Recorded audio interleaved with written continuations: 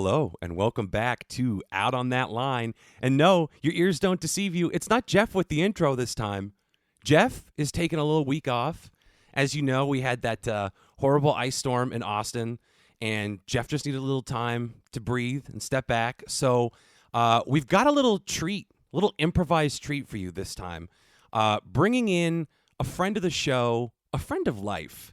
He is the Simon to my Garfunkel, the Seals to my Crofts, the Donald Fagen to my Walter Becker. And if you don't know that last reference, you'll probably get it by the end of this show. Ladies and gentlemen, it's Tanner. Thank you very much. What an intro. I feel so welcomed already. Thank you. Especially the last one, which again, if you don't get that, you'll be indoctrinated by the end of this. It will be elucidated for you. But yeah, no, thank you. Again, obviously I wish the extenuating circumstances were better for my first appearance, but glad to step in as a pinch hitter, a pinch potter, if you will. Oh, well. And little inside baseball, I remember talking to Geoff, and he was like, hey, man, I'm just like having kind of a rough time at this moment. Like, what we got to figure out what we're going to do with the pod. And I was like, well, let's just bring on a guest. Then Geoff just goes, well, yeah, let's bring on a guest, but like, what if it's the three of us? I'm like, that defeats the purpose of the week off, Geoff. Just take the time, and we'll do the two-man with our guest. He's just cashing in on his the PTO, the pod TO right now. That's right. You got a TCB with your PTO. Yeah, so I don't know. I figured with this one, normally we listen to an album and we review it, but I was like, I don't think Tanner and I are going to be able to stand up unless we did something like a Beach Boys album or something we're really intimately familiar with. Not really sure how easily we're going to be able to stand up an album. So I think we're just going to do something different, and we're just going to kind of jam about music, I guess. It's so ingrained, and not just in our lives, but and I've got all these points. I took copious notes for you people at home. It's it's something that binds us all together, our love of music, but also our love of similar music and our love of the same bands, the same songs, the same genres, and just things of that nature, I guess. Well, and we are a friend group that will be completely brought together by our mutual love for something, or if one of us doesn't get it, one or more of us doesn't get it, it will tear us apart. Exactly. And I think specifically about how we ruined Purple Rain for Rory by serenading him with it 24 times one very hungover morning. Yes, and again, that is the power of a mutual love of something and a mutual love of avant-garde comedy, would you call it? We were very much entertaining ourselves, and I'll tell, that definitely didn't ruin that song for me. I still listen to that song on pretty heavy rotation. I mean, if you could look at it on a chart, our appreciation for the song goes up in direct correlation to how pissed off Rory got. And maybe that's where some of the love comes from. It's a little insider love. I really liked it when Prince played at the Super Bowl show, but my favorite performance is actually the 3.5 hours straight where it was performed nonstop off of the speakers on Geoff Dad's work computer. You can't beat it. So yeah, I mean, it's interesting. So we have a lot we could get into here, and I took a bunch of notes as well because I'm thinking specifically, not that Geoff's not a musician as well, but you're a multi-instrumentalist at this point. You taught yourself guitar, you've been playing drums for a while, you sing. So there's kind of a lot of spice in this broth. Yeah, and it's interesting because I never really considered myself a musician. I don't know.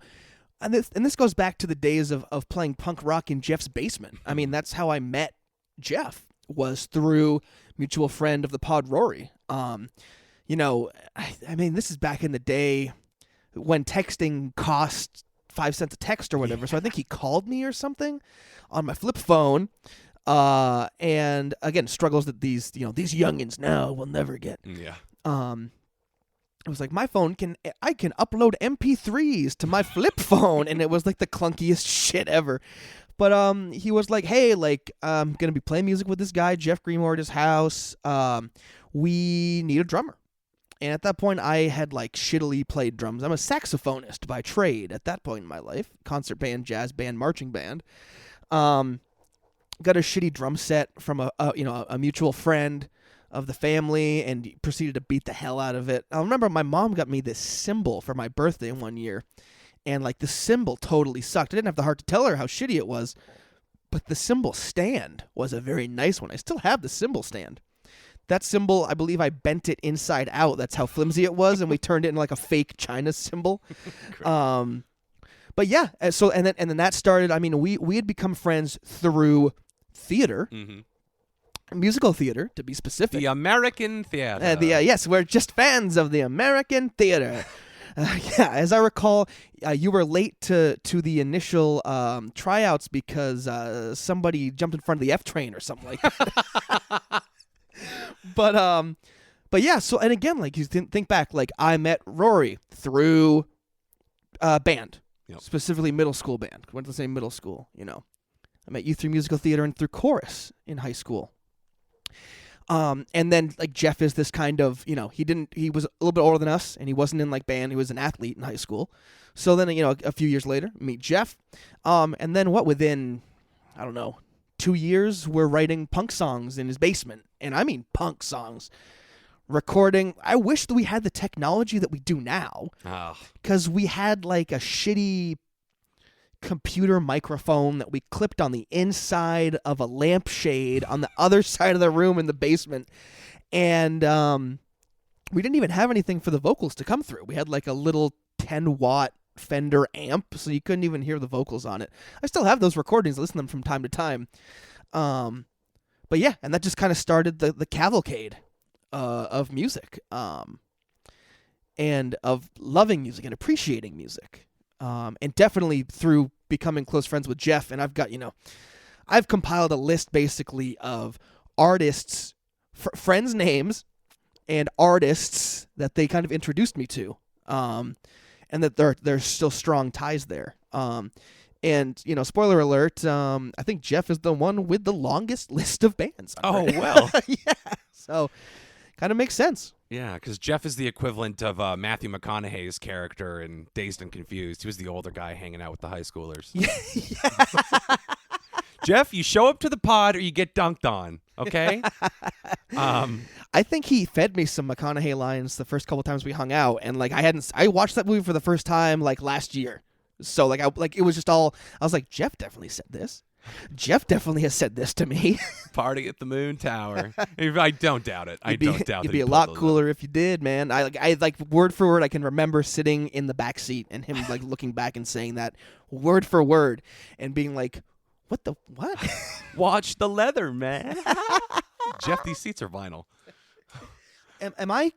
Are they getting Aerosmith tickets in that movie? Yeah. At the end. Yeah. And again, Aerosmith guys. Me and Geoff, Aerosmith guys. Yeah. I think Sweet Emotion is what's playing as they drive to Houston to get the tickets. It's good stuff. Yeah. That's good salad. I'm not a big Aerosmith guy, but like well-placed Aerosmith. There was my aunt and uncle, they had a garage sale when I was younger, and they had all these fucking CDs. They had tons of CDs, and they said, hey, you can go through, take whatever CDs you want. And I didn't know any of the tracks off of like any of these CDs. One of them was Midnight Oil. Which became like a great hidden gem for me. But they had Billy Joel Stormfront, which now I've listened to as an adult and been like, this album is amazing. As a kid, I was like, this doesn't have fucking Piano Man on it. This sucks. But they had this one Aerosmith album, and it was Get a Grip. And there were a couple hits off it, Living on the Edge, the whole amazing crying... Oh, Geoff's going to kill me for not knowing the other one. But I listened to that CD, and I was like, this isn't the Aerosmith that I know. And then when Geoff and I became friends, it came up eventually, and he was like, yeah, man, you know, Get a Grip's a super underrated album. And I was just like, holy shit. But yeah, lots of times just driving around in his old green teal. What would Ford Focus? Okay, which one was that? Because there was Spike was one of the cars, wasn't it? Oh, I think that was Spike. Because then he got his dad had the black Ford Focus, which he then inherited when the green one, after he drove it into the ground. Yeah, as is tradition. But yeah, I think that we were listening, and I'm all over the place, sorry, but I think we were listening to Bruce Springsteen's album Magic, like right as it had come out, when we struck a deer in Jeff's dad's car. Christ. But Jeff hit the brakes, and so we hit the deer. There was no damage to the car. We got out of the car, and the deer kind of stood up and was like, "Gentlemen," and then hopped off into the woods seemingly unharmed. Maybe it died of internal injuries later. I don't know. Maybe it fed a pack of wolves. We're just doing our part for the ecosystem, folks. But so yeah, there's a very vivid memory of Ford foci in the Jeff family. Yes. Well done with the plurality. Expertly deployed. I think that's it. Well, so I'm intrigued by this this list you have here of bands that people introduced you to. Let's hear a couple offers off here. So we'll go right with Jeff's. He's at the top of the list here. And again, this is it's introduction to, but it's also I loved these bands. I learned to love these bands in these people's company. Let's say, So right at the top of the list for Jeff, it's Meatloaf. Oh yeah. I knew obviously of some Meatloaf songs when I was younger. Paris by the Dashboard Light, Bad Out of Hell. Friend of the pod, Brandon, who sent you the last couple albums. He burned me Bad Out of Hell on CD in 6th grade, I want to say. But yeah, I had never heard anything off Bad Out of Hell 2 before. And I remember there was one day, Jeff picked me up, and I don't know how it happened. If it was already in the CD player, because he used to have this huge book of CDs, the 128 CD holder. And he would just say, hey, flip through and pick something out. Or on some days he'd say, hey, flip through and grab this specific CD. I want to listen to it. Power Man 5000. Yeah. Not on my list. Spoiler alert. And I remember I can't remember how it came up, but he was like, Meatloaf fucking rocks, man. And I was like, oh, I know, Bad Out of Hell and stuff like that. He's like, you ever heard Bad Out of Hell too? And I was like, no. And he put that CD in. And I'll never forget it because it had the Meatloaf was written in red. And first track is I'd Do Anything for Love, But I Won't Do That. And I knew that from the VH1 show where they shit all over it, the worst songs ever show, which is a bunch of fuck those guys, idiots. But second song, Life is a Lemon, I Want My Money Back. I'm like, holy shit, that song fucking rocks. Third song, Rock and Roll Dreams Come Through, became my favorite Meatloaf song in that moment and still to this day. Just tremendous. That whole album, out of the frying pan into the fire. It just doesn't stop. That album does not stop. And Meatloaf came out with Bad Out of Hell 3 in the summer of 2007. I want to say. Yeah, that sounds right. Or spring of 2007. And then Jeff and I saw him at front row on tour in Boston, front row center. I was working as a caterer in a food truck at the college league baseball team, and I was getting paid cash under the table. Spoiler alert, I'm outing you, Gus's Catering. FBI, find him, statute IRS. of limitations on that? Yeah. And Jeff's dad bought us these tickets on his credit card back when this new thing called StubHub had popped up. And I remember saving, just taking money off the top, putting in an envelope in my sock drawer until I got back to the amount that I needed, gave it to Jeff's dad. We went down there, and that was a life-altering experience. I'd seen some concerts before. I saw Charlie Daniels Band at Thunder Road when I was a kid. And I'd seen some pop-punk shows at Higher Ground and stuff like that, but that was holy fuck. That was amazing. And we got picks from the guitar players. Jeff got a pick from Meatloaf, the one song he played guitar on. Wow. And yeah, so Meatloaf is kind of where it all begins and where it all kind of runs through for me and Jeff. And then I know that you obviously love Meatloaf a ton too. Meatloaf is such a berry thing. So my exposure to Meatloaf was on my parents or my dad's family's from New Jersey. Mm-hmm. So anytime we would road trip down there, when you're 7 years old, 5 hours feels like a fucking eternity. So you got to do something. And my mom loved the Eagles. Sorry. So we listened to a lot of the Eagles. That must make it seem like a 10-hour drive. I just driving through a barren desert with no water. We listened to a lot of Tom Waits. My dad loved Tom Waits. He loved Jackson Browne. But he loved Meatloaf. He had Bad Out of Hell and Bad Out of Hell 2 on cassette. Mm-hmm. And Bad Out of Hell 2 was my shit. I would envision these wild scenarios. I'd be in the back seat just creating worlds in my head. That's Jim Steinman. The music of Jim Steinman and the fucking vocal talent of Meatloaf, of Michael Lee a day. Yes. But like it's like this Wagnerian rock. No one's really done it since, and it's right there. Like the closest thing. Spoiler alert: Jeff and I are going to cover The Pretty Reckless at some point. I would say Taylor Momsen has kind of like run with a similar mantle, but even then, like just like the sheer volume of Meatloaf's voice, and it's gone to complete shit now that he's old and a big MAGA guy. Yeah, you connect the dots. Oh fuck! Poor Meatloaf. What happened to our boy? And Bad at Hell 3, that album was like totally different. It was like new metal and like thrashy, and like it still had some Steinman aspects to it. Yeah, for sure. And then like there was some stuff after that came out that like I'm a Meatloaf homer, so I'll still like some songs like Elvis in Vegas. Hey, I like Cool Teddy Bear had its moments, yeah. But like you show that to somebody out of context and they're like, that music fucking sucks. And you're like, well, you have to love the good stuff to appreciate the better tracks off the shitty albums. You have to love Paradise by the Dashboard Light in order to appreciate Los Angeles Loser. Yes, yeah. It's a terrible song. Horrible song. California isn't big enough. I can barely fit my dick in my pants. Ow, ow, ow. Bleep, bleep, bleep, bleep, bleep. See, again, you can just tell the love for Meatloaf just flowing through. But yeah, then he went MAGA, and once you go MAGA, you don't come back. That's the My Pillow guy. I haven't heard his debut album yet. Yeah, he's working on it. But I don't want to get too hung up on, so I'm just going to kind of burn through some now. No, that's fine. So also credit to Jeff, Bruce Springsteen. Mm-hmm. Like, and you guys did a tremendous job on Letter to You. Letter to You, right? It's not Letters to You. It's Letter to You. Okay, I always get fucked up. Get in my own head. I think like, oh my god, what's it called? But yeah, that album was a very big moment, and I think in all of our lives was that came out, and it was so true to Springsteen. Like it was like being young and Born to Run comes out. Obviously, Born to Run I would say is a more like complete album, more iconic, but like it had that feeling. You're like, new Springsteen's coming out. Just imagine being a young Chris Christie that summer that came out when he was the fucking captain of his little league team. That letter will never fail to amuse the shit out of me. He's in a very deep state. He was in a meditative state when he fell asleep at like MetLife or whatever. Yeah.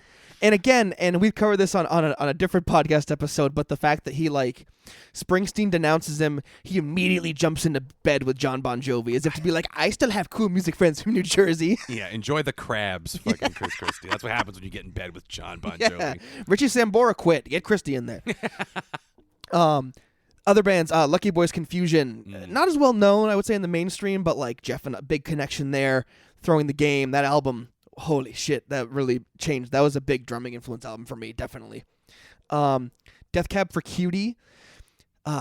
Jeff had this burned CD, all tracks out of order, different albums, so I never knew what song was what. I would just like remember certain parts of songs. And I'll never forget, I went up to a party at 6B Chase Lane. Oh, the legend. The legendary place, and like I was so fucking hungover the next morning. Like they put my body through the fucking ringer that night. And I was like ready to just like keel over in the passenger seat. And we had the Death Cab CD and like Sound of Settling and Soul Meets Body and like these very uplifting things. I was like, okay, you're gonna make it. Crooked Teeth, I think, was on there. Mm-hmm. So obviously non-hungover Death Cab is also fantastic. But yeah, that was a big. I don't think I had heard them before that moment, wanting to die in the passenger seat. Coheed and Cambria, I knew about when I was younger. Jeff, huge Coheed guy, so we immediately bonded over that. Big Coheed.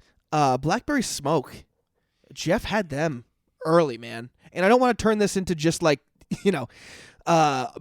bowing down at the altar of Jeff, although I'm sure he loves it. Oh my God, he's got his hand down his pants. The man's got a finger on the pulse of a lot of music that resonates with his friends. Like he really does. Very true. And Blackberry Smoke, that was tremendous. We saw them. He was flying to Florida, I think, the next morning. And so he said, I'll buy all your drinks at the Blackberry Smoke show, but you got to drive me to the airport, or I'll drive us to the airport at 5 a.m. or whatever, but you got to drive my car back to, my dad's house, and that's where my car was. So I parked there, we took his car up, saw the show. The Temperance Movement opened for Blackberry Smoke. I have them on this list as well. Another good Geoff thing. Also, the Sidekicks. Didn't even write them down, but that's on here too. I used to be like, fuck it, man. I don't want to see the opening acts that much. Like, let's just keep pre-gaming at this person's apartment or this person's house. And Geoff was always like, we should see at least one of them because they could be good. Temperance Movement, amazing band. Blackberry Smoke blew the doors off the place at Higher Ground. They didn't sell it out, I think, so they never have come back to Vermont since then. I've seen them in Boston a bunch and in Maine, but so that was an incredible show. And I was, again, it's weird how hanging out with Geoff the next morning, I'm really hungover. I drove myself to McDonald's and then realized they didn't have the drive-through, the one in South Burlington. There's no drive-through window at that McDonald's. God. So I had to schlep myself in there at 6:30 in the morning. I was like, 4 hash browns. Loaded. Yeah, loaded. And then the last one I have, Aerosmith's on here too, and I have Get a Grip in parentheses. We already covered that. And then System of a Down. Oh, yeah. That was the first time I heard Sweet Pea was in Geoff's car, and I was like, holy shit. So yeah, that caps the I guess the Geoff segment of my list here. What other individuals do you have on the list for influences? The people. I've got Rory on here. Mm-hmm. I've got Mitch on here. Oh. I have my lovely girlfriend Anna on here. Nice. I have friend of the pod Tyler on here. I have you on here. Oh. I have my mom on here. I have Emily Sullivan on here. I have Matt Callahan, my best friend from college, on here. And I have Jake Mocha on here. Damn. All right. Let's fucking boogie. This is good shit. Okay, so next up is Rory. And again, the next band I'm going to say, I believe that it was Rory that kind of turned everyone onto it. I could be incorrect. There could be an addendum needed against me. Yep. That was hearing them for the first time was insane. That blew my mind. And then we got to see them with Rory at Higher Ground. And that's when I got to see the Riverboat Gamblers play.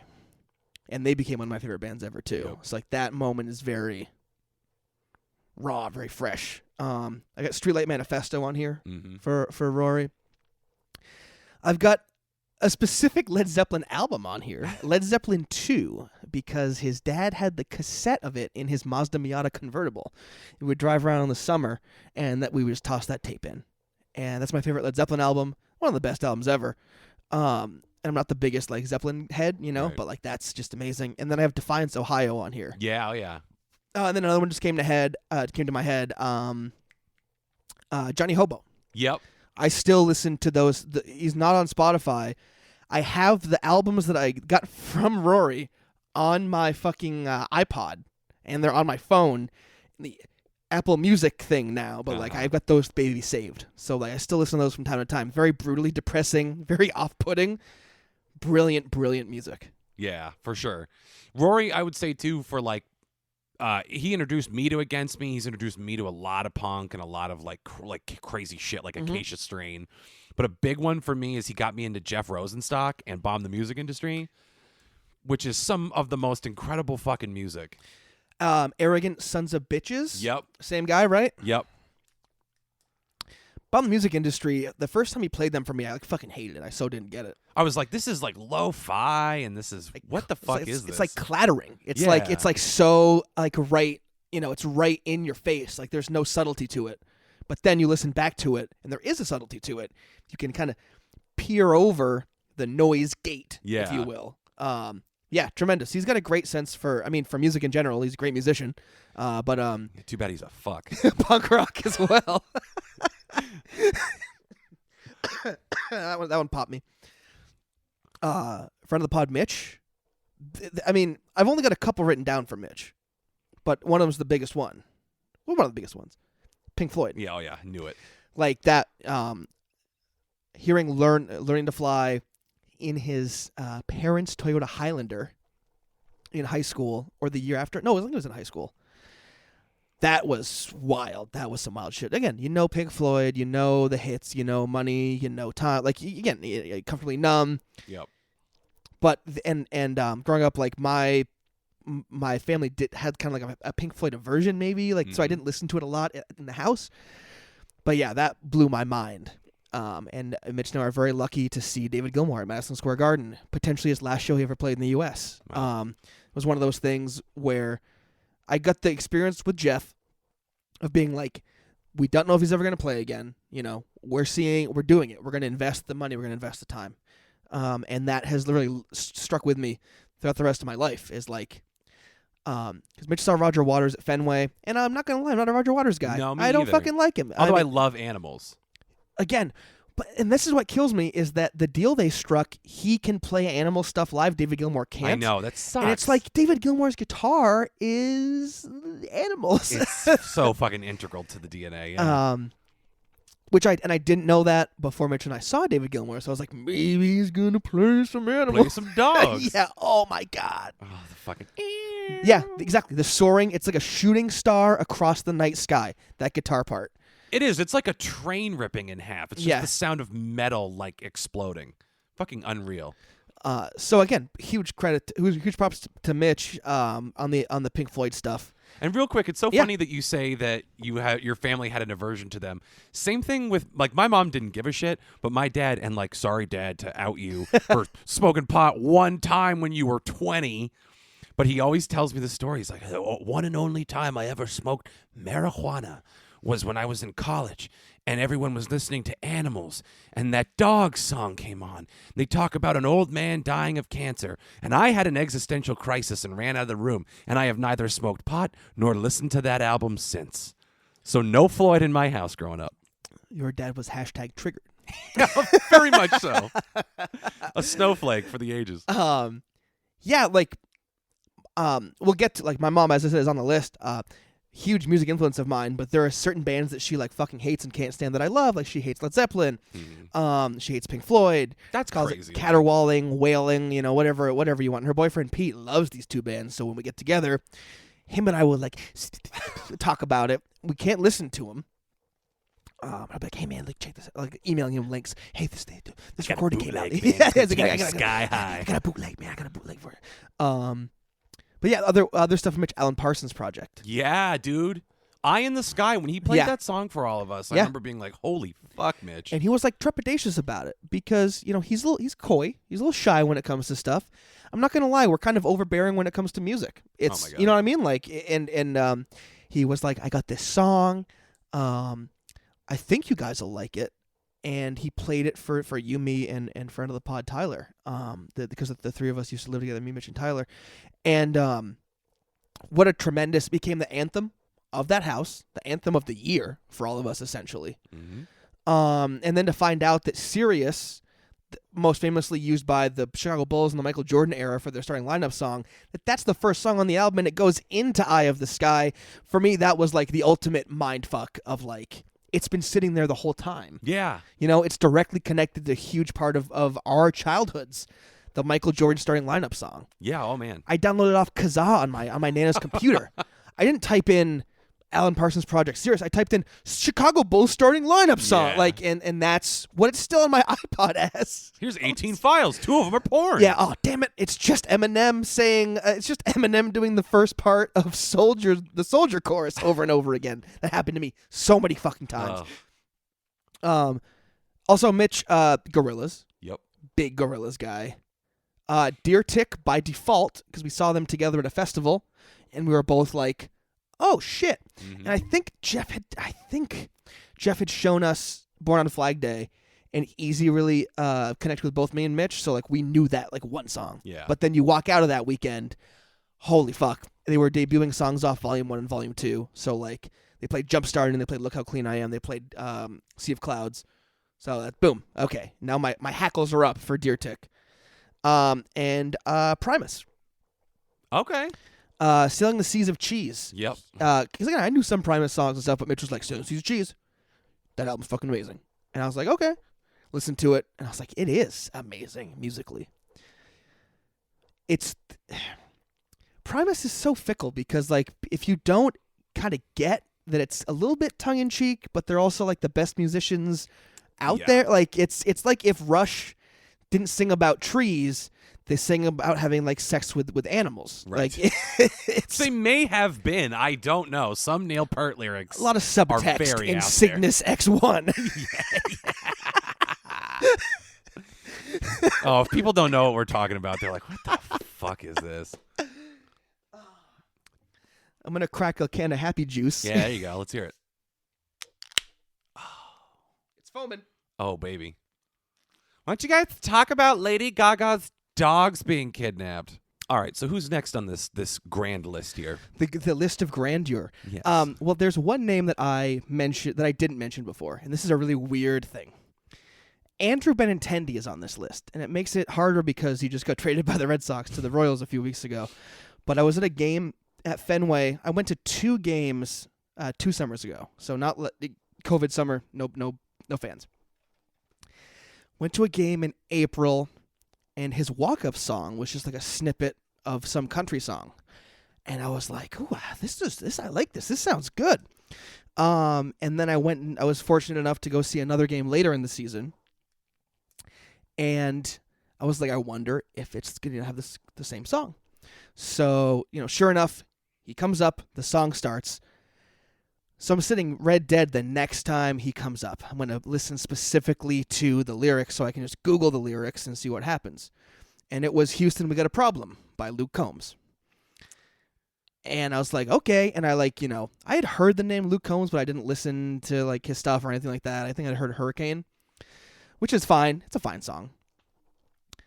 Listen to Luke Combs. It was his first album was out at that time, and that shit was dope because I'm an old 90s country boy, and that was like a nice hearkening back to that. So Andrew Benintendi makes the list for it says Benintendi walk-up song, Luke Combs.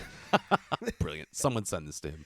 And then I remember I was like, this Luke Combs guy, man, you should like check him out. Like, I don't know if he's going to be your jam or whatever, but like he immediately kind of connected with us. Here's the thing. If we're talking about the way people have influenced you, I would say Geoff, there have been singular artists, but he did more than anyone else in my life to rehabilitate country music. He kind of nudged me in the direction of like, hey, man, it's not all, as we say on the show all the time, tailgates and tan lines. Mm-hmm. You have to look a little deeper for what is kind of considered outlaw at this point, even though like their politics ostensibly make a ton of sense and should be mainstream. They're like outlaw country because within that genre, and this is familiar territory for listeners of this podcast, how we just shit on country music all the time, despite the fact we love it. And I always thought it was just like a dumb, brainless, low rent genre. And he kind of showed me a better side of it. So me prior to that would not have been, I would have laughed in your face with the Luke Combs thing, but I was like primed by that point in my life. Mm-hmm. So when you said check it out, and plus I trust your taste, so I was like, take that to the bank. And like, I fell for it, and it's absolutely radio, like top 10 country, mm-hmm. but it's great. It's fun. It's interesting. What other country artists are talking about the Louvre in their songs? You know what I mean? Well, and also like, I like the aspect of it where, you listen to, because I don't know which of his songs are like hits necessarily, right? Right. So I listen to the album, and I'm like, oh, like this song, I like this song, I like this song, I like that song. And it's like, okay, this one wasn't a single. This one was a single, and it went number 1 immediately. Like, it's just it's interesting to like see where it fits in like the public kind of domain, like where the audiences really connect with it versus the ones that are like, oh, it's more like a deep cut. Yeah. Well, you and I, the summer that you first got us into Luke Combs, mm-hmm. you and I had a summer with When It Rains, It Pours. Oh, my God. Holy that shit, was, dude. The lyrics of that song are so amazing. It's so, like, and again, the guy's a golfer. He sings about golf in that song like that. For those of you that aren't, like, big golfers out there, and this could just be a Vermont thing, too, but, like, playing music while you golf has become a big thing in the last couple of years. And I played in a Sunday league last year with friend of the pod, Mitch, where they change up your team every week. You play with different guys every week. And the amount of country that was being played on people's speakers far outweighed any other music. So, like, golf and country kind of, overlap there. And then you've got right in the middle of it, boom, Luke Combs singing about golf. Because, like, Florida Georgia Line isn't singing about golf. And if they are, I'm not fucking listening. So even if they had a song called We Love Golf, I would be like, no, I'm passing on this one. We love golf and guys named Tanner. Sounds like it's for me, but I pass. All the same. After the Benintendi is the Anna section. Nice. And this is probably one of the reasons why I kind of fell for this girl that I worked with at Ben & Jerry's all these years ago. First band, the Decemberists. I knew it. Yeah, Yep. first band. She would make me. She'd burn me these CDs because she was still in college at UVM at the time. So she would burn me these CDs, and I think she burned me the first couple Decemberist albums. And that shit really changed because I love musical theater. We've discussed that, the storytelling. And all of their songs are just 3.5 minute stories, basically 4.5 minute stories. They did a whole rock opera called Hazards of Love. Yeah. They wrote one. So that it's hard for me to define how important they are. We've seen them 6 or 7 times together. Really hard to define. Our song, if you would to say that, would be the Crane Wife 3. Mm-hmm. Because there's that. We saw them at Boston Calling when they came back from their hiatus. She got me into them when they were on a hiatus. They had essentially, they didn't break up, but they were we're taking a step back. And at Boston Calling 2, I think it was, there was one artist to be announced, and she was like, what if it's the Decemberists? And I was like, it could be any fucking band. Why is it going to be the Decemberists? And then sure enough, it fucking was the Decemberists. And we were super close to the stage when it happened. The guy in front of me passed me a joint. I didn't have any stuff with me. He passed me a joint, and I was like, okay, so positive memory association. And then there's a line in Calamity Song where Colin Malloy goes, here we now, will we gather to conjure the rain down? And as they started playing that song, it started raining. So it was raining when he sang that line, and he kind of gestured to the crowd, will we gather to conjure the rain down? And everybody went fucking nuts, and that was really cool. They played Philomena for the first time in public at that show, man. And they fucked it up. They were like, I guess we got to work on that one more, because they had a new album that was going to come out later on. They were still working out some of the songs. So yeah, they're the ultimate. She got me a little keychain for Valentine's Day this year. It's the Spotify scan code thing. It's you take a picture on Spotify or whatever, and it plays Crane Wife 3. Boom. So it goes with me everywhere now on my keys. That's pretty dope. Yeah. I also remember a story you guys told me. You got back from some concert, and you both were like, yeah, there was this one line, and Colin Malloy looked right at me when he sang it. I just remember the two of you were both like, it was definitely to me and not the other person. So I wasn't going to bring this up. Sorry, we can cut that if you want. No. We're going to keep it, because I'm right. Because friend of the pod, Mitch, was there. He was the third man. Oh, my God. So, yeah, the beauty of the shows at the Shellroom Museum in Vermont, if you ever get a chance to, listeners, go. If you're in Vermont or whatever, one of your favorite bands is playing there, when the world gets back to normal. Everyone essentially just sits in lawn chairs. So the space right up by the stage, you can show up half an hour before the show and be front row. There's no rhyme or reason to it. I don't know why we're so lucky in this regard, but been blessed to see the Decemberists there twice. I mean, Cake played there. Guster with the Vermont Symphony Orchestra. You and Jason I saw Mraz. the Avits there. Avits, yeah. And that was the rainy night. Right after Walter Becker died. And I was wasted drunk because I played in a golf tournament with my dad earlier in that morning. We're also hammering wine that night. Because I was doing the math in my head. I was the Beautiful Mind thing. I was like, well, it's $8 for a fiddlehead, but the red wine. But yeah, so there's a part in the song "O Valencia." And I know for a fact that it was me, and we made the eye contact and we sang the line to each other, and Mitch reacted that it was me. And then I can't quite remember how she brought it up, and she's going to kill me for this. But she's like, yeah, I can't believe Colin sang that line to me. And I was like, yeah, it was me. Because I can't help myself. So then it almost went full circle, because the next time we saw them, she caught a drumstick from the drummer, John Moen, who I fucking love and adore and everything. So it was almost like payback. Hey, Colin was singing at Tanner, But Anna got the real thing that Tanner wanted all along, was the drumstick from John Moen. You guys are even, So, I would say. Yep. Even Stevens. It's the best. It's great. Oh, she's going to kill me. Other bands on the list, The Killers. I got into them when I was in college. Matt Callahan showed me them, but like one of the first things we bonded over working at Ben & Jerry's was The Killers. And I had a sweet Subaru Forester that I blew the engine because I didn't change the oil. And I had Hot Fuss in the CD deck there, just nonstop that summer. Other quick ones, Head in the Heart. We love them. We've seen them a bunch. Again, these are all bands that like she turned me on to. Like it's really a huge reason why I love her so much. Besides the other obvious things, she's amazing and yada yada yada. Two Door Cinema Club. Mm-hmm. The Shins. Mm-hmm. Guster. Yep.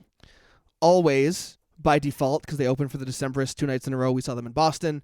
Frank Turner by default because he played Boston Calling one of the years that we went to it, and I had never seen him before, and she immediately got me a Frank Turner record for Christmas that year.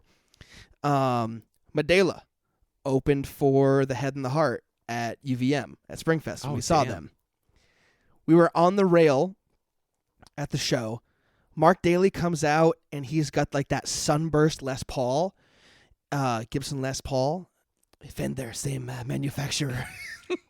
And he was wearing a Michael Jordan jersey. Nice. And I was like, okay, this guy kind of gets it. And they were playing these songs. I'd never heard of this band before. People in the crowd are going fucking bananas, singing along to every word.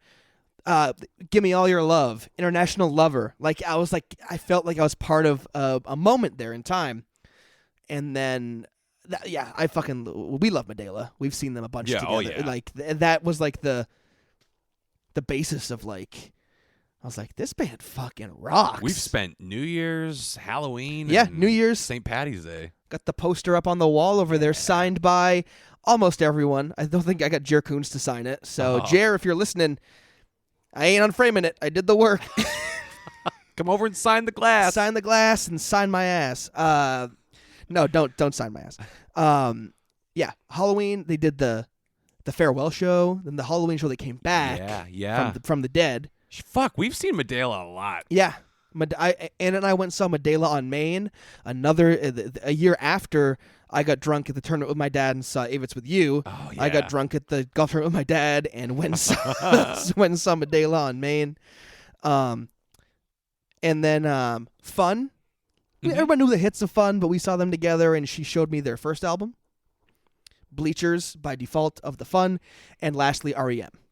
She gave me every REM album, basically, when we first started dating, back when it was like, bring your iPod over and plug it into my computer and get all my music from me. I had no idea she was that into REM. Oh, yeah.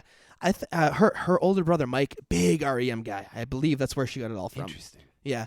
And I leave off Iron Maiden because I liked them before I started dating her. So like that was kind of like a nice kismet.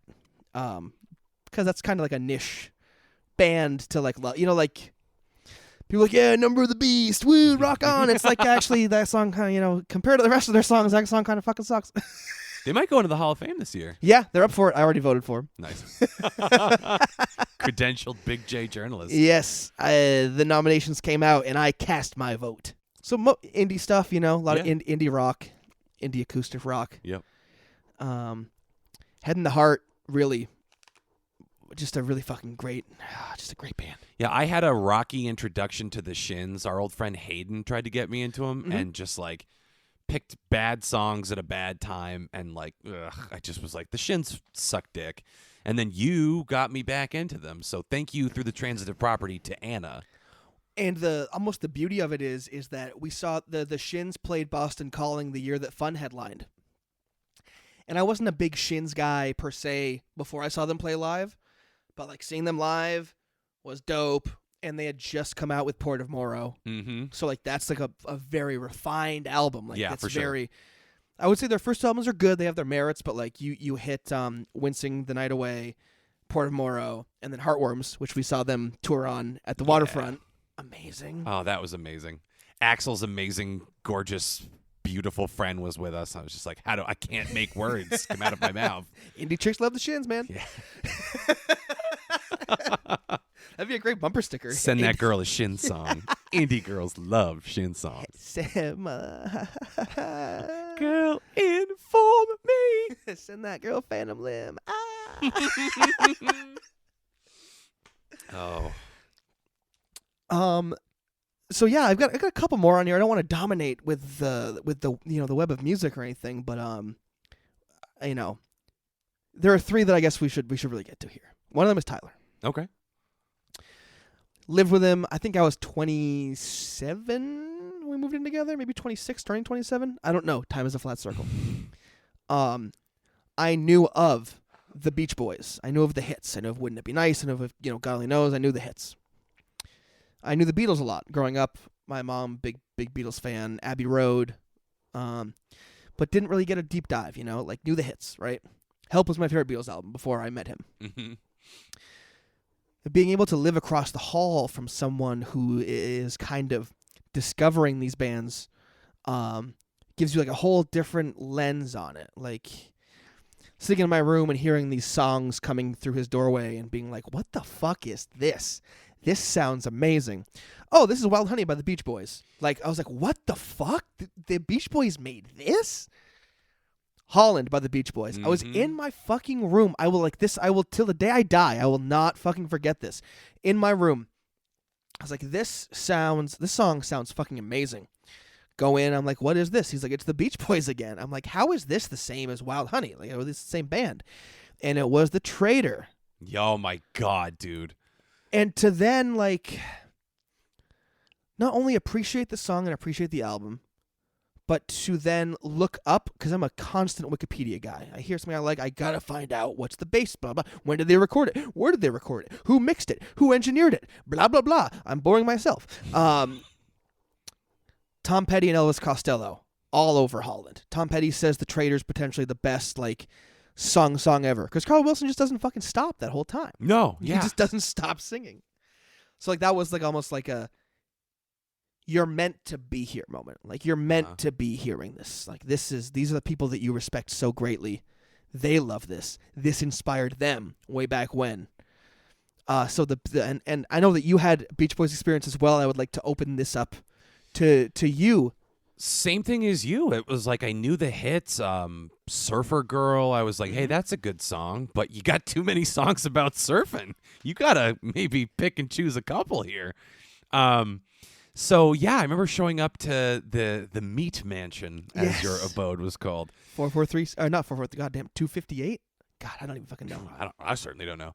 Main Street. But I remember showing up there, and again, it was that sound drifting down from the heavens, and I mounted the stairs to Tyler's room, and it was Darlin' off Wild Honey, and I'm like, this song fucking rocks. Who is this? And when he said the motherfucking Beach Boys, I damn near shit a chicken. I couldn't believe it. I couldn't believe, like you said, I can't believe that the songs off Holland, Wild Honey, Beach Boys Love You, which is a personal favorite of mine, Friends, I can't believe they all came from the same group. And Pet Sounds. And Pet Sounds, obviously, yeah. And like, you listen to Pet Sounds and, like, it's hailed as, like, one of the best albums ever. I never got it. It never clicked with me. I was like, oh, okay. Like, Wouldn't It Be Nice is an amazing song. Yeah. It's a hell of an opener. Yeah, it's just like summer and love, just like encapsulated. You can't frown when that song's playing. Mm-hmm. And if you are, you're extremely jaded and probably smoking some Marlboro Reds. Yeah, some cowboy killers. But yeah, that. And then, so I remember that you guys kind of connected a lot on the Friends album. Yeah. And that I kind of didn't get it at that time. I was like, oh, it's fine. It's okay. And then, like, last year, it really, like, that was clicked. Very Dennis-driven, right? Really? I feel like Dennis wrote a lot of the material on Friends. I think Mike Love is unfortunately in the mix on it a lot, too. Mike Love always finds his way into the mix. Fucking prick. And then also Surf's Up. Yeah, yep, another good one. So yeah, and like, there's something to be said about just being adjacent to someone who's experiencing it and, like, doing a deep dive, because then that makes you think, I think I got this all wrong my first go of it. I never paid attention to the Beach Boys. I thought it was all fucking surf, blah, blah, blah. We're in flannel shirts and we're surfing, and I think even back then I knew that Mike Love was an asshole, but that's notwithstanding. And then the other one is the Beatles. Yep. I mean, that, like, and again, you grow up, you got to know, the Beatles, you know the hits, you know Hey Jude. Like Paul McCartney played the halftime show at the Super Bowl. Paul McCartney played that benefit show for New York City in 2012 when they had the big storm. And, like, The Who played it, I think. And, like, that opened up my eyes to some Wings. Mm-hmm. Love, take me down. Yeah. Oh, you know some Wings, huh? That's not Wings, dude. Pretty sure it is. Pretty sure it is, man. And then obviously off of the Beatles, George Harrison, Wings, McCartney solo. Yep. But like that, and I had these songs on my computer and my iPod the whole time. I had every Beatles. I had Revolver. I had Rubber Soul. Who's your guy in the Beatles? It's so fucking impossible. I've been thinking about it so much ever since sitting in Tyler's room, because like his room kind of became like the center.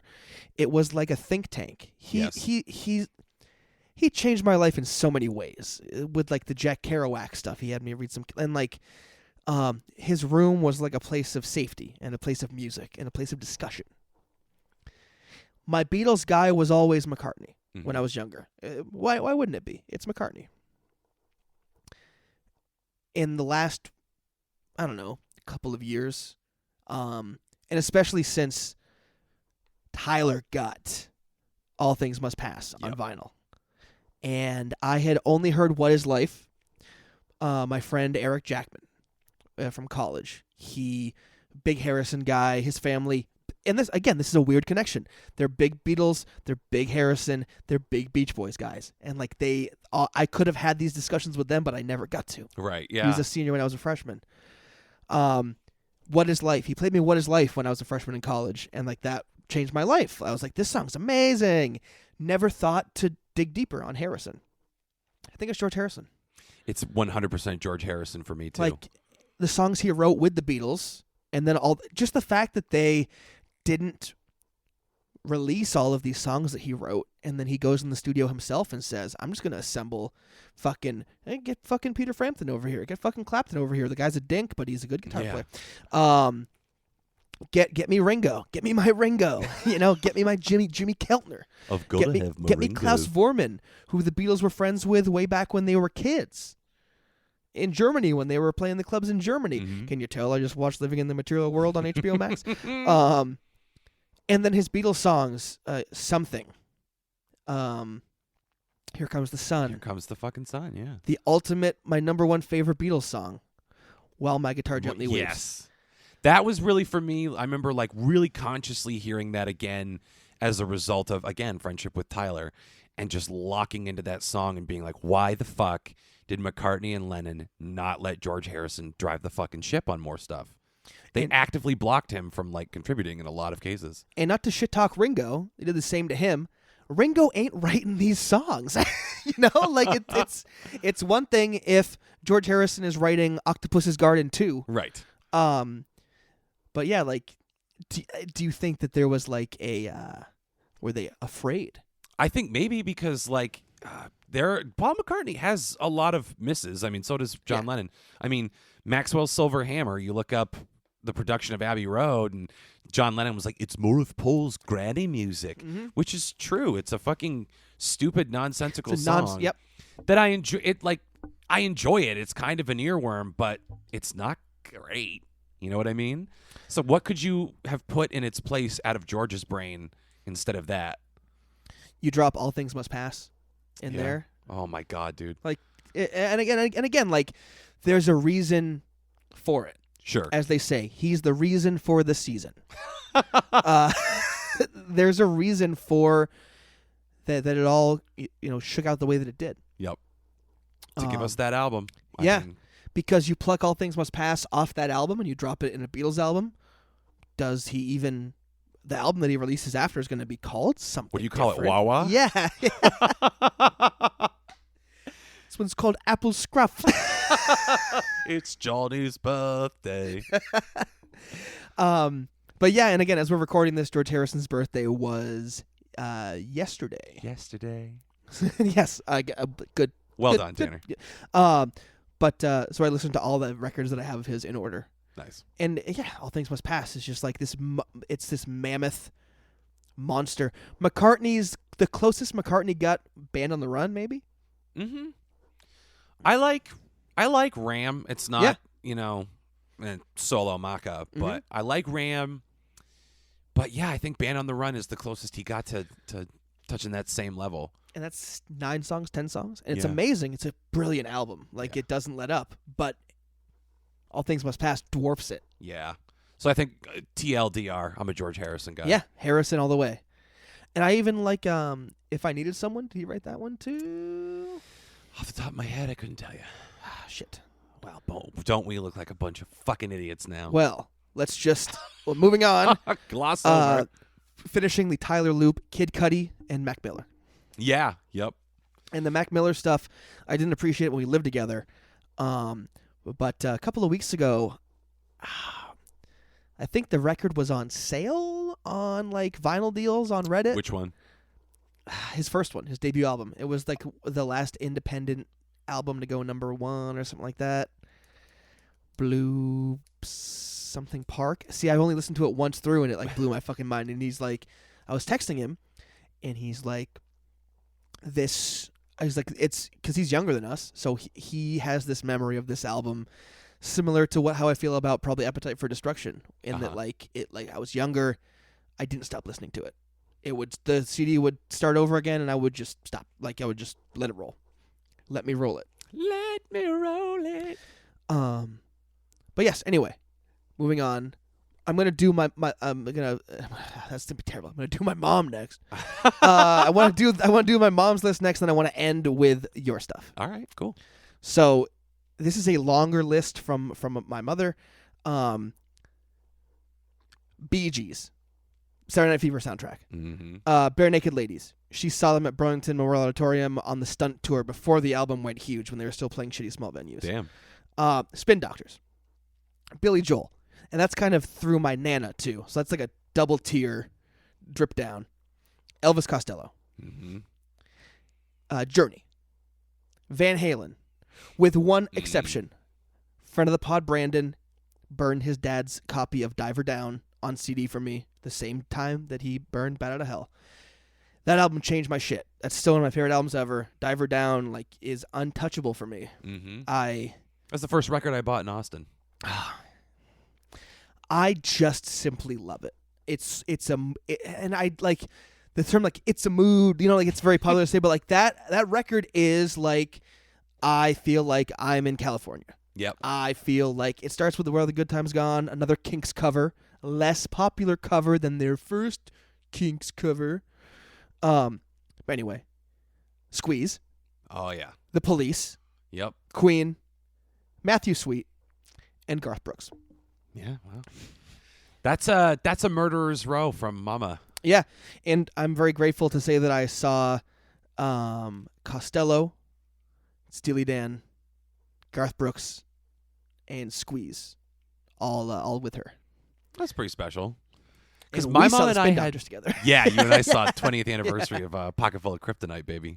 We were one of 40 people there. Yeah, really sad. Not that many people turned out. Just pay the $17 just to hear two Princes, you Dude, fucks. they were in the ballroom, and there was no one there, and you and I were just getting hit on mercilessly by old cougars. It's this is my first show where I'm 21. I'm going to drink, ladies. I'm sorry. Yeah, please leave us alone. And then, I think that's cool, because, the only real music my mom and I have in common is a very royalty-themed double whammy, Queen and Prince. Mm-hmm. But, Prince has been so... I like Queen, but Prince is so huge to me. He was just such a fucking weirdo, and, before I really had a concept of sex and sexuality, it just, the primal thing that he taps into with his music, even when you're young, you don't necessarily know what's going on. You just know you've never heard anything else like it. Because you're listening to Raffi at that point. Yeah. But, so, I'm really grateful that my mom turned me on to one of my biggest influences, but we never got to see, Freddie Mercury died in, 92? Yeah. So we never got to see Queen, and we'll never get to see Prince, because he's gone now, too. So it's really cool that you and your mom got to do that. The Prince, it goes back to, the David Gilmour thing with me and Mitch. It's we've lost so many artists that we never got a chance to see. I mean, Tom Petty. I had friends that were seeing him at TD Garden on his what became his final tour, and I said, "No, thanks for the invite, but I'll catch him next time." Oh man! And then 2 months later, he was gone. It's, we're not big potatoes. You know what I mean? Like we're not like in the music scene, in the mainstream or whatever. I can't imagine how many other people like us out there experience that same thing, or the people that maybe had tickets to a show of his that never had. Like it's because people are like, well, you can just keep listening. You know, you can still listen to his records and stuff, and it's like, no, you can. I never got to be in the same building as that guy. That's kind of what I never got to experience. Imagine going to church with Jesus. And that's not even to Tom Petty. It's just to anyone you love. Yeah. Imagine being in the same room with them while they make all the music that has been so formative to you.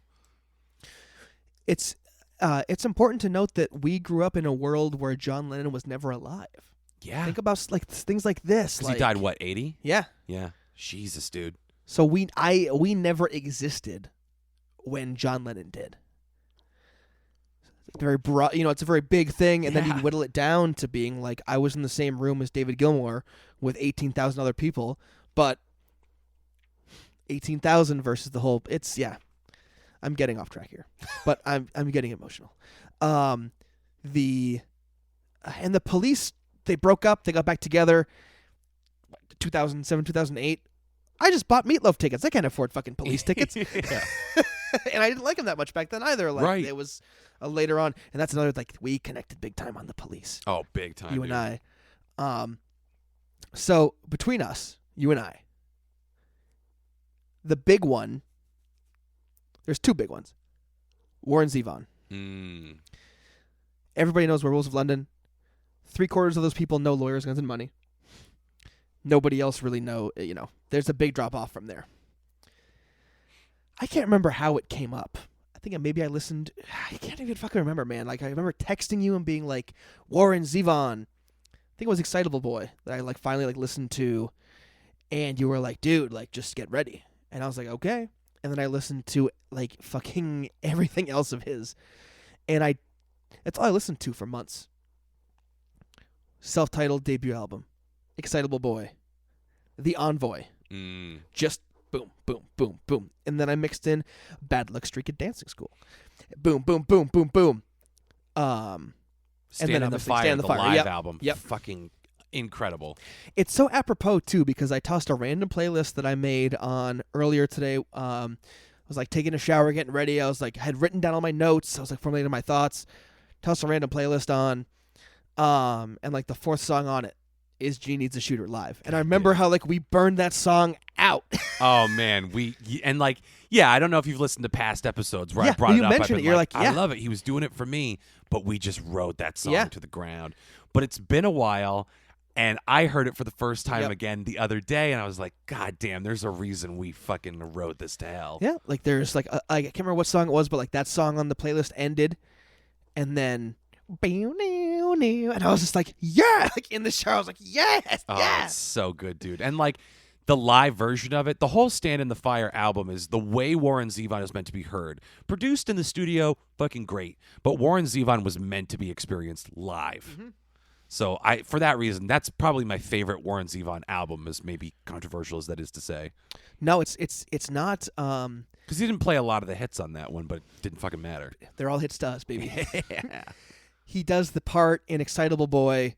Instead of, and he rubbed the pot roast all over his chest, he goes, and he dumped the water all over his head. And he takes one of his cups of water and just dumps it on himself. And I'm like, God, that's fucking brilliant. And he didn't have a guitar on, so he couldn't electrocute himself. Exactly. He's sitting at the piano, almost as if he knew. So it's Zevon. Excuse me as I burp. It's David Bowie. I had a feeling. I knew Bowie. I loved Let's Dance. Roy and I used to listen to my record of Let's Dance all the fucking time. But there was a moment in time where at the Meat Mansion, you said, I'm bringing over this record, and we're going to get in the right headspace, and we're going to listen to it, me, you, and Tyler. And it was Station to Station. And we lied down. I had a big room at that house, and we all just lied down on my carpet, and we listened to that album. And that was amazing. It was, I don't know if the term visceral is like the right thing to say, but it was just, in my mind, I was like, oh, I hope he does this next. And it was like already happening. Like it's just perfect. I got to be honest with you. That was like a nerve-wracking experience for me too, because you talk about, like, earlier in the episode, you were like, we're very intense about music.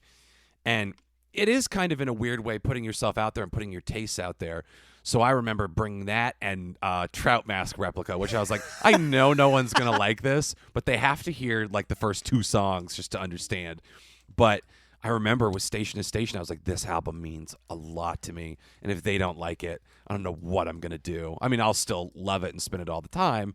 But like, I was really nervous. I don't think Tyler liked it that much, but I like saw you. And I saw the music like physically moving you. Just like watching the way you were reacting to it physically. And I was like, okay, Tanner's in. Fame is off that album, correct?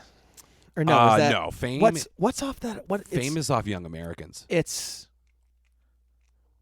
Station to Station. Golden Years. Okay, that's it. I never liked that song before. Yeah, me either, really. Never liked it. Context of that album, I was like, it's like just like the last puzzle piece on a 1,000-piece jigsaw puzzle. So good. Because I heard it in the context of Best of Bowie.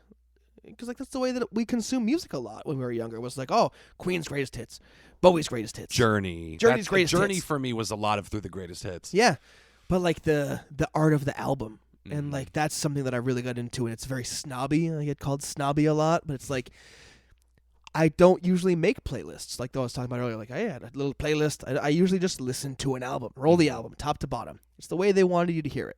There's a reason to it. It's the reason for the season. Again. Yeah, correct. But yeah, that album is and TV15. So that happened, and then I went down to a Bruins game with family friends, and we were coming back from the game, and I put my earbuds in and I tossed on Station to Station to like fall asleep to, and I woke. I don't know if I was like half awake, but like TV15 was, I could like sense it, and I was like in like a half sleep thing. And now that song is like in my DNA. It like entered my body at that point in time, and it has not left yet through any orifices. Well, good. Hold it in as long as you can. The title track, Station to Station, for me became like my New York City anthem when I first moved there. And I was like heading to work at like 5 a.m. I had a huge trek. So it's just like cold and miserable, and you just got a hoodie on. And that song takes like 2 minutes and 45 seconds to get cooking, and then the first line, the return of the thin white duke, throwing darts in lovers' eyes, and your day just begins the minute he opens his mouth. And it sets that precedent. And as you're like riding the train, I mean, station to station, and like you can take that literally, or a lot of people are like, whoa, what about Stations of the Cross? And I'm like, David Bowie has said that he was on so much cocaine making this album that he doesn't remember making it. And it's a direct connection to our love of Costello and like trust, like how he's like, yeah, I don't know what I meant by any of this. Yeah. And it's like, damn it, this is what I want. I don't give a fuck about what you were thinking about when you wrote Armed Forces. It's very apparent. It's all anti-war. Right. Tell me what you meant on Trust. On potentially my favorite Costello album. So yeah. Well, to reciprocate, 2 big ones for me. I was familiar with Elvis Costello because I remember talking to you when you lived back above the garage back at Pasalacquas. I remember being like, yeah, Elvis Costello. My mom used to, spin some of that, and it's okay. I remember saying that to you. And then I remember being like, yeah, I mean, that Allison song's pretty good. It was just in an episode of New Girl. And I just dug back in, and I was like, oh, fuck me. And I remember you texting me and being like, dude, have you been listening to any? Because we had a chance to see, I think, wasn't he playing like Imperial Bedroom top to bottom? Yep. And we at passed the Shelburne Museum, so we would have been easily front row. Yep. To an album that I now adore. That at the time I was like, it's not very good in the grand scheme of his albums. You said it's not very good. I listened to it and I was like, this all sucks. Because I was like, where aren't the drums loud? Like, you almost need to appreciate the Beatles again to appreciate that album because of all of the it's very apt. because damn it, I can't think of the guy's name. Was it George Martin produced that album? Yeah. Yeah. So like it's very Beatle-esque, Baroque, shall we say? Oh, if it ain't Baroque, don't fix it. But yeah, I just remember like diving in, and I got Punch the Clock on CD at Bull Moose used for like $2, and I was like, it's the only Costello CD they have in the used section. What's $2 gonna, And then just being like, whoa, holy shit, with the horns, and like that drags me right in. That was the one that brought me back in, man. The horn, like as a saxophone guy, it's kind of like a dying instrument in terms of the mainstream, but to hear how prominent it was in the 80s, in the 70s, obviously, in the 60s. So then you go, okay, Punch the Clock. And then you go back and you're like, what other albums does he have? And they're all the different fucking genres. Yes. They're never, he doesn't have two of the same albums. He doesn't. And like, yeah, some are duds, some are swings and misses, but his output from My Aim Is True to Blood and Chocolate with the Attractions. Yep. I mean, I personally cap it at Spike. Spike to me was the last like top to yes. bottom. Oh no, I was gonna say that after he does King of America and Spike. Yeah. Oh, King of America. I mean, working with T-Bone on fucking King of America, it doesn't get any better than this. That. Wow. Insider baseball for all you hobby guys out there. Oh, I'll be talking about this on my other podcast tomorrow. Yes. But King of America was the turning point for me, I think, really, because like I listened to it, the opening song, Brilliant Mistake. Again, we talk about Station to Station and how it's like sitting there. I was like, oh, I hope he does this, and like with Brilliant Mistake, it's a little quicker paced, so like I couldn't get out in front of it. It was just all happening perfectly as I was like being like, I hope he's doing it. Oh yeah, oh god, oh yeah. And we got to see him at the Flynn in Burlington, baby, and he's got hundreds of fucking songs, hundreds and hundreds of songs. So you go see Costello, and I saw him earlier that summer with my mom. It was Blondie and Costello. So they both did hour and a half sets, and he played some songs that I really wanted to hear, but he played some like radio. I could live without hearing that live, because I like the deeper cuts. Like if he played Tokyo Storm Warning, I would have shit my pants. Oh my god!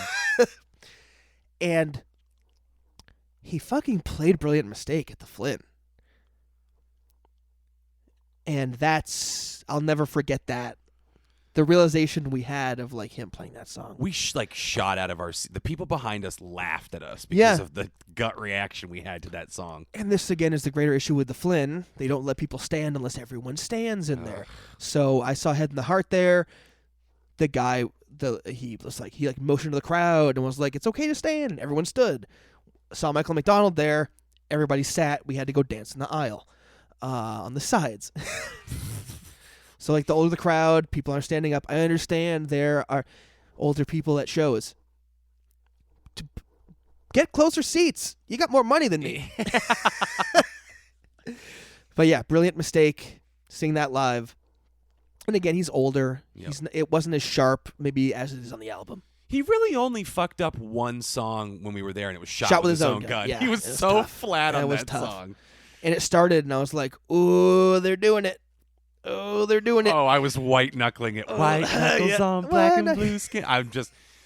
Sorry to make another inside reference, but I was white-knuckling that entire song. I'm like, oh, he's so off-key. Oh, and I think he knows it, and he can't stop. And, what if he just fucking stops the show? What if he just says, fuck it, I'm done? You know what I mean? He's kind of volatile as a live performer. Uh-huh. What if he just goes, fuck it, that's it. Good night, Burlington. And there was the beauty of us getting there a little bit later after we started, doing some business on the street corner with each other, and walking in to the place as he was playing Green Shirt. Yeah. The beauty of the live music is you remember where you were when X happened, when Y happened. Oh, my buddy was puking in the bathroom when Coheed was playing Favorite House Atlantic. sorry, my buddy was going to go puke in the bathroom, and they were playing Favorite House Atlantic, so I followed him, and I was like, I've heard this song a bunch of times. It's okay. If they were playing 2112 and that happened, I'm sorry, Garrett. I'm not going to help you. You're on your You're own. on your own. But yeah, he's just... We talk about this stuff with, like, the sticky note. You have the sticky note on, like, your wall about, like, the artists. Yeah. The influences. I mean... We haven't even talked about Neil Young. Anybody got 9 hours? Oh, Jesus. That's an anthology we're going to have to bust off at some point. But like these, and again, George Harrison, these individuals that have not only influenced artists below them that then we've come to love, because Costello's a huge Beatles guy. Mm-hmm. If you haven't seen it, just Google Elvis Costello Penny Lane when he played in front of Paul McCartney and the Obamas. I don't care what your politics are. He played in front of them at the fucking White House. Oh, it's and he plays great. Penny Lane with McCartney's backing band, featuring Abe Laboriel Jr. on drums. They have a guy from the Marine Band play the trumpet part, the piccolo trumpet part. He nailed it. Yeah, so it's just like that moment for me. Like, the U.S. president is honoring Paul McCartney at the White House. All these people come together right now over me. All these people come together to pay tribute to McCartney in this venue that they will probably never play music in again. Like, when did Costello go to the White House before that? Yeah. When's he been since then? Trump's a big Costello guy. Joe Biden's probably like, is he the big bopper? I thought Chantilly Lace died. But again, trigger warning. Dave Grohl played at that. Yeah. He played Maybe I'm Amazed. Oh, no, wait, that was Kennedy Center Honors. Never mind. Oh, no, I think he played both of them. I really don't know. I think Dave Grohl was a double at the Kennedy Center McCartney and the White House McCartney. How did I get so lucky? Yeah, can you imagine Trump's White House reception? It'd be like Ted Nugent in a cocksock. Ted Nugent, Smash Mouth. The My Pillow guy debuting his album. He's just playing the theremin. This one's called This Ain't Your Pillow. 3 Doors Down. Are they MAGA guys too? I believe they played the inauguration. And also the piano guys. The guys that do the dumb stuff with the piano. They're like, oh, we're going to mess around on the piano. They played his inauguration. Great. They don't even have a name. That's perfect. The piano guys. Get them with Chris the Hobby Guy together. Call them The Guys. Wow. Doesn't get any better than that. How are we looking on time over there? A little over. 1:19. Okay. Well, let's 19. We didn't even get there. So appropriate. Because in talking to Geoff, his original idea was he wanted to have you on the show so that you and I could attempt to convert him to the cult of the smooth. Mm-hmm. And a big influence within that is Steely Dan. It's a very apt reference on your part with Hey 19. Mm-hmm. You and I got into Steely Dan hard around the same time. We'll save the origin story for when you come on the next time. Mm-hmm. So let's consider this a promissory note. You're coming back on the show. We don't know when, but soon. Sometime, yeah. Because we got to get through Baker and Pretty Reckless. I'm giving away our whole slate. You got some episodes coming up. We got episodes coming up. Yeah, you got some stuff you got to Lana Del Rey's going to drop another hot deuce, and we're going to have to review that. But once we get that slate out of the way, you got to come back on, and then, yeah, you and I are going to compile. We're going to have the time to compile our ultimate smooth playlist, and we're going to attempt to convert Geoff. And it's got to be, we talked about this, it's got to be, because we could pick our 10 favorite Steely Dan smooth songs or whatever, but it's got to be, there's got to be a hook to hook Geoff. Yes. It can't just be Caves of Altamira 10 times over. Yeah. Which is my selection. Right. Like, it's, we have to hone and craft. And I think we're going to be able to. We've got some time. We've also got the official Yacht Rock playlist, which definitely, if we get stuck, like last night I was thinking about it, I'm like, oh, man, I should just take a gander. And it's just a treasure trove. The ones where they rate, it's like the top, What a Fool Believes is number one. Yo, and it goes down from there. Yeah. I mean, we're definitely going to make him listen to What a Fool Believes. If you don't think we're going to make him listen to that, that's What a Fool Believes. You are a fool, and you're believing that. So, way to be. So yeah, I think maybe that's probably a good place to leave it. Yeah. I mean, I could talk to you for 4 I know. more I hours. feel like I just looked down, and it was like, okay, we're at 1 minute. Well, and like I looked at my notes and I'm like, damn, I wanted to talk about like our favorite musicals. Tanner and I were in a band together. We Yeah. didn't get to that.